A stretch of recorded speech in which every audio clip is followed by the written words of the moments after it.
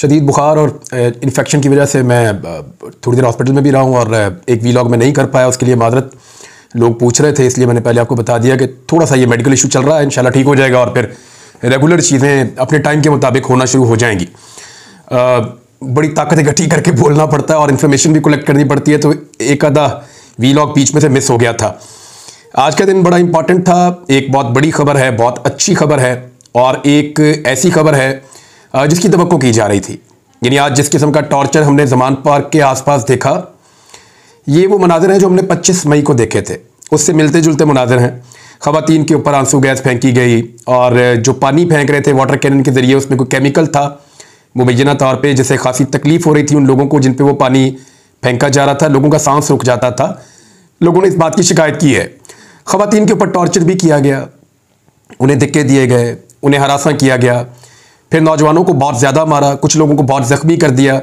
ज़ख्मी लोगों के मनाजिर जो हैं वो आप सारा दिन सोशल मीडिया के ऊपर देखते रहे।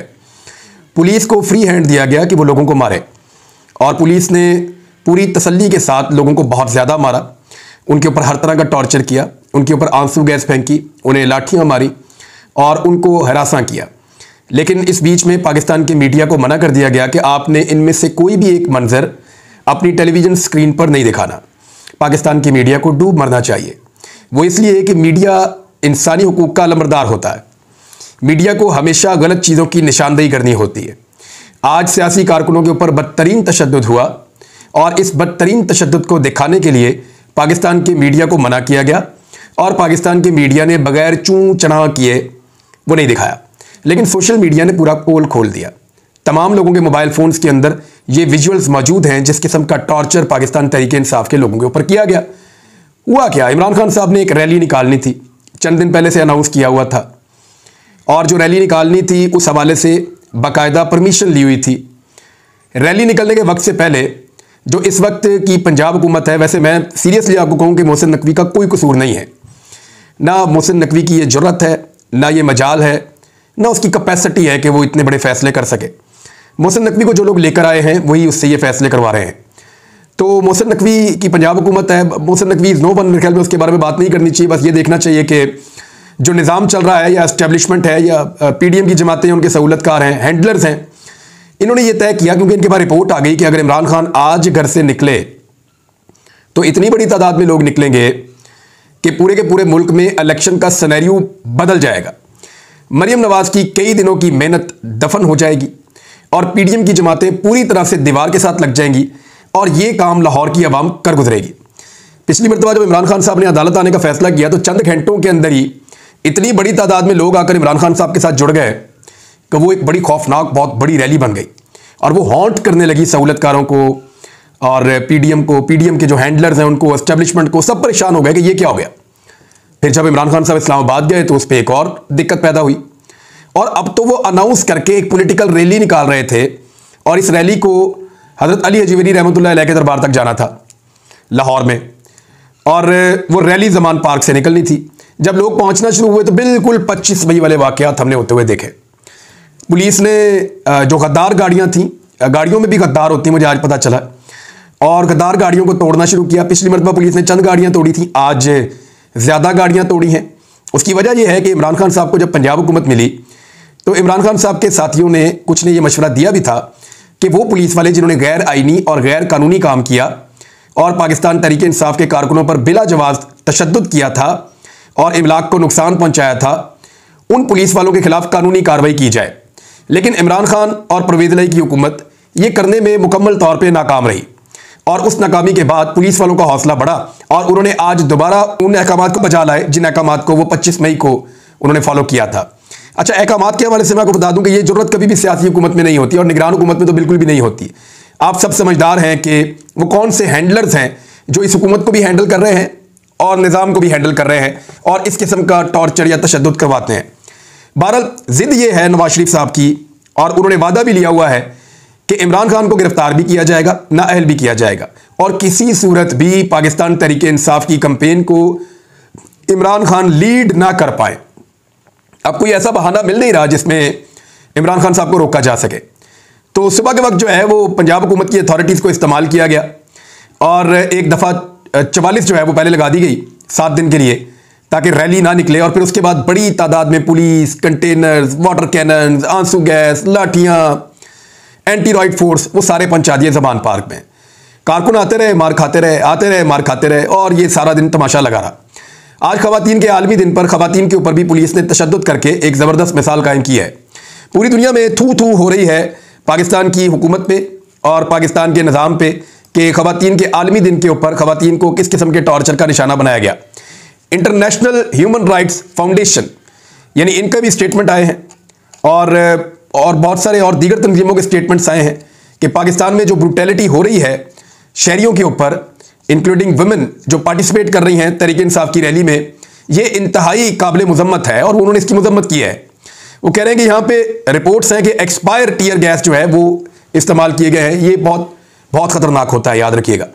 इसके असरात हमेशा आपके साथ रहते हैं। अगर आपके ऊपर एक्सपायर आंसू गैस की शेलिंग की जाए तो पुलिस को तो इससे फ़र्क नहीं पड़ता, लेकिन मीडिया के लोगों ने जब ये आंसू गैस के शेल इकट्ठे किए तो इनके ऊपर जब डेट्स देखी तो पता चला कि ये दिसंबर 2022 में एक्सपायर हो चुके हैं, 3-3, 4-4 महीने पहले, और उन शेल्स को फायर किया जा रहा है निहत्ते कारकुनों के ऊपर। बहरहाल कारकुन मार खाते रहे और डटे रहे, और फिर जब पुलिस वापस माल रोड की तरफ गई तो उसके बाद अभी भी बड़े पैमाने पर कारकुन जमान पार्क में मौजूद हैं। इमरान खान साहब रैली निकाल सकते थे इसके बावजूद, क्योंकि जब वो अपने घर से निकलते हैं तो लोग बहुत बड़ी तादाद में होते हैं, और ये चीज़ डिस्कस हुई है कि इमरान खान साहब को बाहर निकलना चाहिए।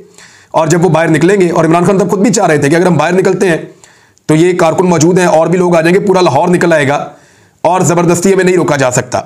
लेकिन कुछ लोगों ने इमरान खान साहब को मशवरा दिया कि क्योंकि दफ़ा 144 का निफाद अब हो चुका है, हमें अदालत में जाकर इसको चैलेंज करना चाहिए, और हमें इस हुकूमत को और इसके हैंडलर्स को कोई ऐसा मौका नहीं देना चाहिए जिस मौके का फ़ायदा उठाकर ये पाकिस्तान में इंतखाबात को मुलतवी कर सकें।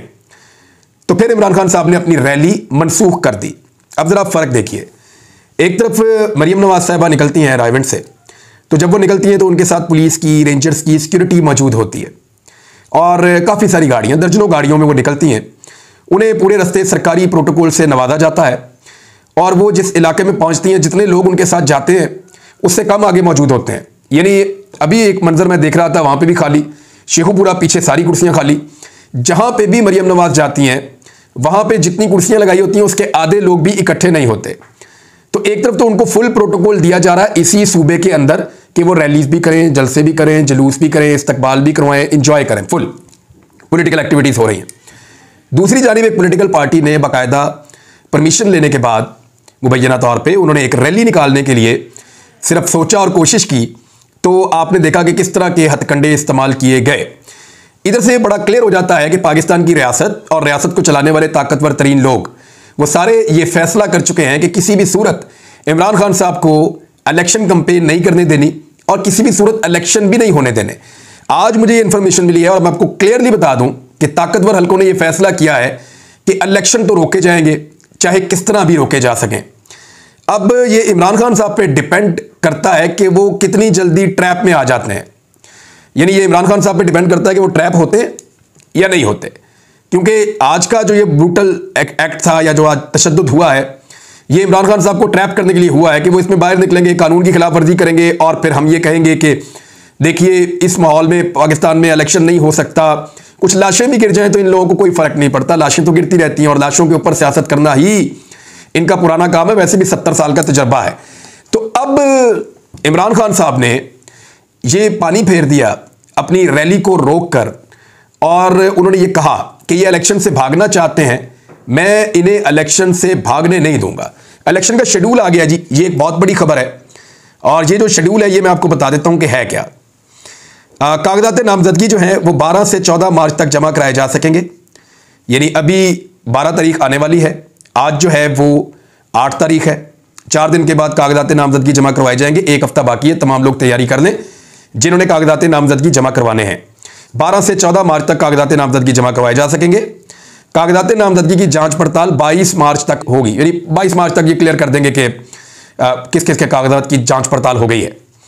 अच्छा, इसमें मैं आपको एक चीज़ बता दूं, इलेक्शन कमीशन पाकिस्तान तहरीक इंसाफ के जितने पोटेंशियल कैंडिडेट हैं उन सब के खिलाफ बहुत सारे प्रॉब्लम क्रिएट करेगा और कोशिश करेगा कि वो इलेक्शन ना लड़ सकें। और इसकी लिस्टें पीडीएम की जमातें बनाकर इलेक्शन कमीशन को बना रही हैं। वैसे वो मेरी इत्तला के मुताबिक तो लिस्टें उन्होंने कुछ बनाई हैं और वो इलेक्शन कमीशन को देंगे, और इलेक्शन कमीशन उनकी ख्वाहिशात को पूरा करते हुए इन लोगों को इलेक्शन लड़ने से रोकेगा। लेकिन अदालतें मौजूद हैं, ये लोग अदालतों में जाएंगे और कोशिश करेंगे कि इनको इलेक्शन लड़ने का हक मिले। अभी बहुत सारे दरिया हैं जो अबूर करने हैं, और ये आग के दरिया होंगे जिनको अबूर करना है पाकिस्तान तहरीक इंसाफ ने। इतना आसान नहीं रहता जब आप इतनी बड़ी कंपेन खड़ी करते हैं और जब आप हैंडलर्स के खिलाफ खास तौर पे और सहूलतकारों के खिलाफ या एस्टेब्लिशमेंट के खिलाफ आप इलेक्शन लड़ रहे हो, तो फिर इतना आसान नहीं होता आपके लिए। और पब्लिक की, आपके अंदर सिर्फ पब्लिक की मकबूलियत काफ़ी नहीं है, आपको और भी बहुत सारा कुछ बर्दाश्त करना पड़ेगा। अच्छा जी, 22 मार्च तक जांच पड़ताल हो जाएगी कागजात की, और फिर जिन लोगों के कागजात मुस्तरद होंगे उनकी अपीलें 27 मार्च तक जमा करवाई जा सकेंगी। 3 अप्रैल तक ये अपीलें जो हैं वो निपटा दी जाएंगी, और इलेक्शन कमीशन का कहना है कि 5 अप्रैल तक कागजात नामजदगी वापस लिए जा सकेंगे। यानी जो उम्मीदवार कवरिंग कैंडिडेट जो साथ खड़े हुए होते हैं, तो वो अपने कागजात फिर वापस ले लेते हैं ताकि जो असल कैंडिडेट है उसी को वोट पड़े। तो कागजात नामजदगी 5 अप्रैल तक वापस ले लेंगे। 6 तारीख को इंतखाबी निशान अलॉट कर दिए जाएंगे पॉलिटिकल पार्टीज के कारकुनों को, या जिसका जो निशान है उसको मिल जाएगा। और पंजाब असेंबली के इंतखाबात के लिए पोलिंग 30 अप्रैल को की जाएगी। इलेक्शन शेड्यूल के मुताबिक खवातीन और अक़लियतों की मखसूस नशस्तों के लिए तरजीही फहरिस्तें 14 मार्च तक जमा करवाई जा सकेंगी। ये चलो वो तो खवातीन की तो वो तो अलग चीज़ें हैं ना, लेकिन 30 अप्रैल को पोलिंग डे होगा। और यानी डेट्स तो जो उन्होंने दी थी सदर पाकिस्तान को, वो 30 से 7 मई तक की दी थी, 30 अप्रैल से 7 मई। लेकिन 30 अप्रैल को पोलिंग डे होगा पाकिस्तान में, और उस रात से रिजल्ट आना शुरू हो जाएंगे और आपको पता चलेगा कि पंजाब में इंतखाबात कौन जीत रहा है। खैबर पख्तूनख्वा में अभी तक किसी नतीजे पर नहीं पहुंचे गवर्नर और इलेक्शन कमीशन मिलके, उनके पास थोड़ा सा टाइम अभी बाकी है। लेकिन अगर उन्हें 90 दिन के अंदर इलेक्शन करवाने हैं तो वहां इलेक्शन फिर पंजाब से पहले हो जाएंगे, ये बात याद रखिएगा। अगर 90 दिन वाले फॉर्मूला पे जाना है तो पंजाब से पहले खैबर पख्तूनख्वा में इलेक्शन होने चाहिए। लेकिन अब क्योंकि वो डिले में जा रहे हैं, अगर वो इलेक्शन कमीशन ऑफ पाकिस्तान और governor Khyber Pakhtunkhwa supreme court of Pakistan के फैसले पर अमल दरामद नहीं करते तो वो तौहीन अदालत की एक कार्रवाई का सामना करेंगे, और आने वाले वक्त में पाकिस्तान तहरीक इंसाफ के वकला तौहीन अदालत की कार्रवाई के लिए अदालत से रुजू कर सकते हैं। दूसरी जानिब जो है वो इमरान खान साहब का मैंने आपको बताया कि रास्ता तो हर हाल में रोकना है। देखिए, एक तरफ इलेक्शन शेड्यूल आ गया और इमरान खान साहब को इलेक्शन लड़ना है और अपनी पार्टी को इलेक्शन लड़ाना है। अब इलेक्शन लड़ने के लिए इमरान खान साहब को बाहर निकल के कंपेन करनी पड़ेगी, लेकिन जब वो बाहर निकलेंगे तो मुकदमात होंगे, उन्हें गिरफ्तार करने की कोशिश की जाएगी। ऐसी सूरत हाल में स्ट्रेटजी कोई नई बनानी पड़ेगी पाकिस्तान तहरीक इंसाफ को, कोई ऐसी हिकमत अमली तैयार करनी पड़ेगी जिसमें देखें इलेक्शन कंपेन तो इमरान खान साहब की पूरी हो चुकी है, और जो थोड़ी बहुत कसर रह गई है वो मरियम नवाज साहिबा पूरी कर रही हैं। जैसे जैसे मरियम नवाज साहिबा अपनी कंपेन को आगे बढ़ा रही हैं, उसका फायदा पाकिस्तान तहरीक इंसाफ को हो रहा है। और जिस तरह की महंगाई इसहाक डार जैसे नमूने ने पाकिस्तान के ऊपर मुसल्लत कर दी है, वो भी आपके सामने है। यानी मैं उस मीटिंग में था जब पाकिस्तान के आर्मी चीफ ने कहा कि इसहाक डार ने पाकिस्तान की इकॉनमी का सबसे ज्यादा बेड़ा गर्क किया है। अगर इकॉनमी की तबाही के लिए कोई आदमी जिम्मेदार है तो वो इसहाक डार है। और इस बात का एतराफ मिफ्ता इस्माइल ने उस वक्त के army chief general retire Qamar Javed Bajwa के सामने किया था। लेकिन अभी इस वक्त जो है वही वाला इसहाक डार मौजूदा आर्मी चीफ के साथ बैठकर बिजनेस कम्युनिटी के साथ मुलाकात कर रहा है और यकीन दिलाया जा रहा है कि पाकिस्तान के हालात मईशत के ठीक हो जाएंगे। देखिए, क्योंकि जो मईशतदान है अगर वो हमें ये बात कहें तो हमें यकीन आ जाएगा, और अगर कोई ऐसा शख्स ये बात कहे जिसका मईशत से कोई ताल्लुक नहीं है या उसका इसमें कोई मैंडेट नहीं है, चाहे वो जितने मर्जी बड़े ओहदे पे बैठा हुआ हो, तो उस आदमी की बात पे यकीन करने की कोई वजह नहीं है, क्योंकि उसकी ये एक्सपर्टी नहीं है। वो अपनी एक्सपर्टी के ऊपर बात करेगा तो हम यकीन करेंगे, लेकिन जब वो बात करेगा मईशत के ऊपर या ऐसी चीज़ों पे जिसमें उसका काम नहीं है तो फिर लोगों को यकीन नहीं आता। लेकिन पाकिस्तान के अंदर ये एक सेट पैटर्न है कि ताकतवर लोगों से ही लोग मिलना चाहते हैं, और जो पाकिस्तान की ताजर कम्युनिटी है वो हमेशा चाहते हैं कि आर्मी चीफ से उनकी मुलाकात होती रहे। तो इसहाक डार साहब ने यकीन तो दिलाया आर्मी चीफ की मौजूदगी में, और मुबैना तौर पर आर्मी चीफ ने भी यकीन दिलाया है।